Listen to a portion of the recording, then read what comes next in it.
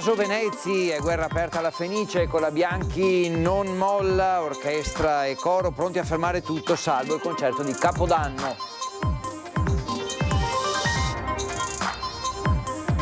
I carabinieri hanno arrestato a Mestre un uomo di 49 anni che dopo il divieto di allontanamento ha continuato a minacciare e vessare l'ex moglie. Un giovane umiliato e picchiato da una quindicina di coetanei a Caselle di Santa Maria di Sala, ai nostri microfoni, la denuncia del padre, l'appello ai genitori. Lo spettro della crisi incombe sull'Interpolo industriale di Porto Marghera. A lanciare l'allarme la FEMCA CISL che chiede un tavolo immediato. Il premio Giulia Cecchettin assegnato a Sofia Baldin con una tesi sulle esperienze dei familiari delle vittime di femminicidi. Inaugurazione al contrario sui traguardi non raggiunti dalla politica. Così i ragazzi del laboratorio tematico climatico Pandora hanno deciso di festeggiare la chiusura del Gran Piave.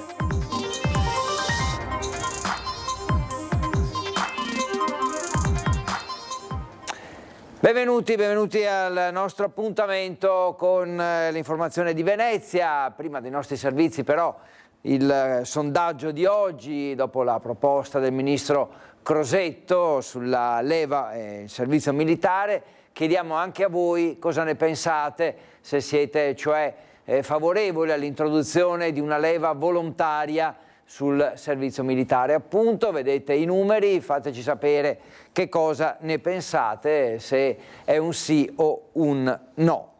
E adesso apriamo il nostro telegiornale con il caso Fenice, guerra aperta infatti tra Colabianchi che non molla e l'orchestra e il coro che sono pronti a fermare tutto, fatto salvo il concerto di Capodanno.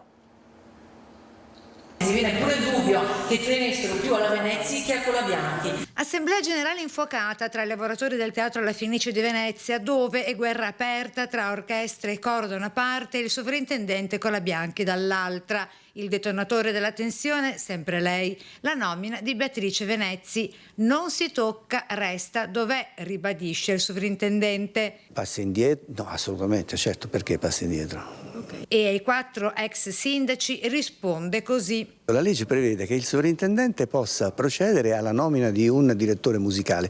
Non è previsto in alcuna normativa che debba consultare qualcuno prima di farlo. Quindi l'indicazione che danno i sindaci non è corretta. Le maestranze però non ci stanno, annunciano nuove proteste e denunciano la deriva gestionale del teatro. Certamente ci saranno nuove azioni di protesta, se veramente così dovesse essere e dovesse essere confermata questa presa di posizione di questo muro contro muro del sovrintendente, ce ne faremo una ragione. Noi continueremo con la nostra battaglia fino a che non otterremo dei risultati. La situazione è oramai rovente anche sul fronte degli emolumenti del welfare, ad oggi non ancora corrisposti. C'è la normativa che lo prevede, deve essere certificata il pareggio di bilancio, cioè questi soldi possono essere erogati solo se non comportano problemi dal punto di vista del bilancio. Quindi siccome il bilancio verrà definito nel consiglio che verrà stabilito per l'inizio dell'anno prossimo. È un teatro decisamente diviso. Questa è una gran sciocchezza, è chiaramente un atto ritorsivo perché dal 2019, Covid compreso, e ricordo che nel 2024 abbiamo fatto 3 scioperi e il premio welfare non è mai stato messo in discussione, è sempre stato elargito, erogato. Una governance in trincea e una sovrintendenza che resiste mentre il malcontento cresce. A rimetterci ancora una volta rischia di essere il pubblico, fatto salvo il concerto di Capodanno. Il rischio è che poi il Teatro La Fenice diventi un campo di battaglia, perché poi ci saranno quelli che pro Venezia, sarà un vero delirio. E io spero che chi sta dirigendo tutta questa operazione si renda conto di a cosa stiamo andando incontro. E ora parliamo di cronaca, perché i carabinieri hanno arrestato a Mestre un uomo di 49 anni su provvedimento disposto dal GIP del Tribunale di Venezia, è un aggravamento della precedente misura dell'allontanamento dalla casa familiare con divieto di avvicinamento alla moglie per presunti maltrattamenti. La notte del 30 ottobre scorso la donna aveva chiesto l'intervento dei carabinieri riferendo continue violenze fisiche e verbali iniziate nel 2018 e consumate anche in presenza dei 2 figli minori. L'ultimo episodio, quello che ha portato all'arresto con il 49enne che infatti avrebbe inviato messaggi intimidatori ai figli contenenti anche minacce di morte rivolte alla moglie. Durante l'arresto i carabinieri hanno inoltre trovato nella camera da letto dell'uomo un coltello a farfalla con inciso sul manico uno degli epiteti offensivi che, secondo quanto riferito dalla vittima, solitamente rivolgeva alla moglie. L'uomo è stato trasferito alla casa circondariale di Santa Maria Maggiore a Venezia. Ed ora parliamo ancora di violenza giovanile, perché un ragazzo è stato umiliato e picchiato da una quindicina di coetanei a Villanova di Campo San Piero. Ai nostri microfoni la denuncia del padre. Mio figlio adesso che ha subito questo a livello psicologicamente sta malissimo, è a casa da scuola, non è riuscito a fare la partita di domenica. È arrabbiato, deluso, avvilito, ma ha trovato la forza di scrivere alla nostra redazione e denunciare quanto accaduto a suo figlio, accerchiato da una quindicina di coetanei di Casale di Santa Maria di Sala che l'hanno umiliato e picchiato in un parchetto di Murelle di Villanova di Campo San Piero. Finché erano là è arrivato un gruppo di ragazzi, circa 15-17 ragazzi. E il primo si è avvicinato a mio figlio e le ha chiesto il nome e subito le ha dato un pugno in faccia. E mio figlio ha reagito e poi sono arrivati gli altri e l'hanno riempito di pugni e di calci.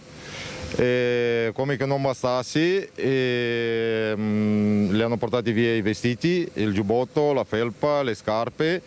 E l'hanno obbligato di inginocchiare e di leccare i sassi che erano per terra e minacciandolo che se dice qualcosa o lui o la sua ragazza, le ha minacciato tutti e due che li ammazza. Una situazione che nessun genitore vorrebbe mai vivere e proprio per questo ai nostri microfoni lancia un appello affinché episodi simili non si ripetano mai più. Il messaggio che voglio trasmettere a tutti i genitori che hanno i ragazzi di questa età è di seguire sempre i loro figli, di stare attenti cosa indossano i loro figli, perché uno dei ragazzi che ha minacciato mio figlio, che le ha dato anche le botte, aveva un tirapugni e l'ha tirato fuori dalla tasca minacciando che se dici qualcosa te lo mangi questo e ti ammazzo te e la tua ragazza.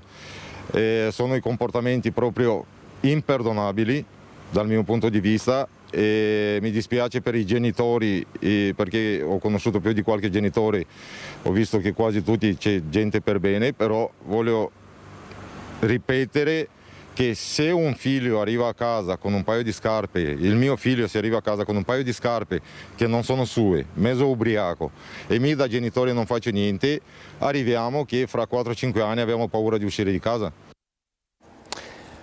Con Altuglass in bilico lo spettro della crisi incombe su tutto il polo industriale di Porto Marghera. A lanciare l'allarme la FEMCA CISL. La FEMCA CISL è molto preoccupata per quanto sta accadendo ad Altuglass, un'azienda che se dovesse chiudere lascia a casa 51 persone. Con Altuglass in bilico è allerta massima sulle possibili gravi ripercussioni per le imprese collegate, a partire dalla 3V Sigma Engi e Servizi Porto Marghera, cioè la SPM. Secondo i sindacati, la rete produttiva di Porto Marghera è fortemente interconnessa.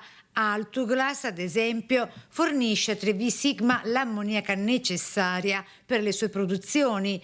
SPM invece garantisce servizi fondamentali come mensa, infermeria, rete antincendio, acqua demineralizzata e logistica di supporto. Per la FEMCA CISL, dunque, la chiusura di Altuglass non rappresenterebbe solo un duro colpo per i 51 dipendenti, ma potrebbe innescare un effetto domino con pesanti conseguenze su altre decine di imprese e relative famiglie. Quello che noi chiediamo alla politica, alle istituzioni locali e di non dimenticarsi di un polo chimico industriale molto importante come il petrolchimico di Porto Marghera. Con la chiusura di Altuglass rischiamo di avere delle ripercussioni in tutto l'indotto, non solo occupazionali ma anche di tenuta. I sindacati chiedono dunque l'apertura di un tavolo urgente per la reindustrializzazione del sito, con un piano che preveda il coinvolgimento di nuovi investitori.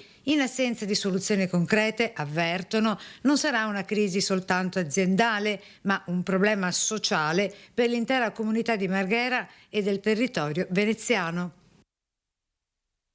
Al Museo M9 di Mestre, la quinta edizione del Premio Valori d'Impresa e riconoscimento di Confindustria Veneto Est, occasione anche per fare un bilancio del 2025 con la Presidente Paola Carron. Il sistema moda, lusso, il Made in Italy ha sofferto, sta soffrendo, ha perso una fetta importante del mercato, ma legato al Made in Italy penso anche al settore del mobile, quindi settori dove il nostro territorio ha molte aziende che rappresentano questi settori. Un anno complesso, difficile, lo ha definito così il 2025 Paola Carron, presidente di Confindustria Veneto Est. A essere in sofferenza tutti i comparti manufattorieri che contraddistinguono il territorio del Veneto. La nuova amministrazione Trump sicuramente ha influito con i dazi, che però si fa ancora fatica a capire quanto stanno pesando sulle nostre aziende, ma è la situazione geopolitica anche che preoccupa e che in qualche modo ha anche alimentato anche un aumento dei costi, e penso al costo dell'energia, dove siamo in attesa proprio di un decreto che possa aiutare le imprese. Transizione energetica e digitale, un mercato che corre veloce e a cui il mondo delle imprese e dell'industria si deve adeguare. Necessario, sottolinea Carroni, investire, ma attualmente le condizioni non lo permettono a sufficienza. Notiamo delle difficoltà, quindi confidiamo veramente anche in una finanziaria che possa sostenere le imprese che devono in questo momento storico in particolare fare degli investimenti proprio per affrontare quelle transizioni dove siamo proprio all'interno. Un bilancio del 2025 che arriva a margine della quinta edizione del Premio Nazionale Valori d'Impresa, nato per dare valore alla storia e alla cultura imprenditoriale. Vincitore quest'anno il direttore di Bloomberg South Europe con il racconto della storia fondativa di Prada. Raccontare i valori delle imprese per me è fondamentale in questo momento in cui molto spesso ci si dimentica dell'importanza degli imprenditori dell'impresa nel Veneto, per il Veneto e per quello che questa regione è diventata negli ultimi 50 anni. Un premio che noi come Confindustria Veneto Est sosteniamo. L'obiettivo è quello di dimostrare che alla base ci sono valori, ci sono radici profonde. E adesso parliamo del premio che è stato intitolato a Giulia Cecchettin, con la prima edizione a Palazzo Ferrefini. A vincere Sofia Baldin con una tesi partita dalle esperienze dei familiari delle vittime di femminicidio. L'augurio di Gino Cecchettin è che non ci siano più tesi sui femminicidi. La nostra battaglia dovrebbe finire quando non faremo più tesi sui femminicidi, questo volevo dire, perché significa che i femminicidi non esistono più, quindi è un punto d'arrivo ed è un auspicio al quale vorremmo arrivare, e penso che il contributo di queste tesi possa aiutare tanto in questo percorso. Prima edizione del premio Giulia Cecchettin. La cerimonia si è svolta nell'aula consiliare di Palazzo Ferrofini alla presenza tra gli altri del presidente della Fondazione Gino Cecchettin, papà di Giulia. L'obiettivo è onorare la memoria di Giulia, aiutare le giovani generazioni nel loro impegno nel promuovere la cultura del rispetto e della non discriminazione e sostenere la ricerca accademica, sensibilizzando verso il fenomeno della violenza di genere. Non so se sia solo quello che è accaduto a Giulia o comunque tutto il movimento e la sensibilizzazione che si sta portando avanti su quel tema. Io vorrei pensare che effettivamente tutti gli italiani abbiano a cuore la tematica della violenza di genere e si sia arrivati a questo punto proprio perché se ne parla, si sente che è arrivato il momento di fare qualcosa e quindi siamo qui per questo. Ogni anno si premiano le migliori tesi di laurea o di dottorato che trattino i temi del contrasto alla violenza sulle donne e alla disparità di genere nei diversi ambiti di intervento regionale, quali quelli culturale, sociale, lavorativo e della formazione scolastica. Sono 34 le tesi di laurea pervenute in questo bando. Le tesi sono state tutte meritevoli, in ognuna di quelle tesi si possono trovare degli spunti interessantissimi. Per questo la commissione, composta interamente da dirigenti donne del Consiglio regionale, ha consegnato a ognuno un attestato di merito. La vincitrice del premio di 4.000 euro è Sofia Baldin per la tesi di laurea presso la Facoltà di Padova dal titolo Violenza contro le donne e forme di vittimizzazione, un'indagine qualitativa a partire dalle esperienze dei familiari delle vittime di femminicidio. Ho scritto questa tesi con il cuore, pensando soprattutto alla storia di Giulia, che è una storia che mi ha emozionata particolarmente, e ricordando in particolare tutte le storie di donne vittime di violenza che ho avuto modo di ascoltare durante la raccolta di testimonianze, perché ho voluto scrivere una tesi scientifica, quindi di ricerca, che è partita proprio dalla raccolta di testimonianze dei familiari di vittime di femminicidio italiane. È doveroso ricordare non solo Giulia, ma tutte le vittime di femminicidio e i loro familiari. Ne ho conosciuti tantissimi, un numero che non avrei mai immaginato, e io sono vicino a loro. Hanno meritato il secondo premio ex equo di 1.000 euro ciascuno Antonio Di Pietro, Alice Giorato ed Erika Zucchetti. Un'inaugurazione al contrario, in chiave ironica, sui traguardi non raggiunti dalla politica. Così i ragazzi del laboratorio climatico Pandora ieri sera hanno deciso di festeggiare satiricamente la definitiva chiusura del Gran Piave.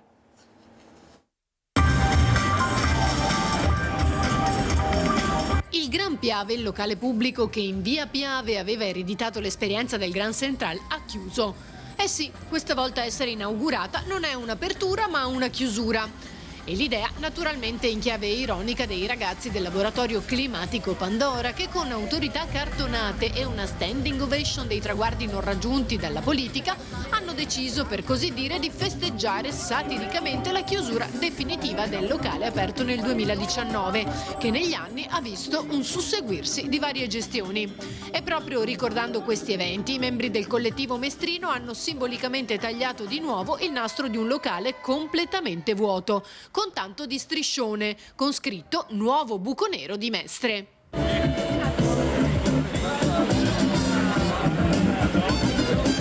Sui cartonati i volti del sindaco Brugnaro, dell'assessore Venturini, del senatore Speranzon. È motivo di vanto per la nostra amministrazione poter condividere con voi i nostri successi, che non sono altro che la testimonianza effettiva di tutti i nostri sforzi per dare vita e riqualificare quest'area, come il locale che vedete alle nostre spalle.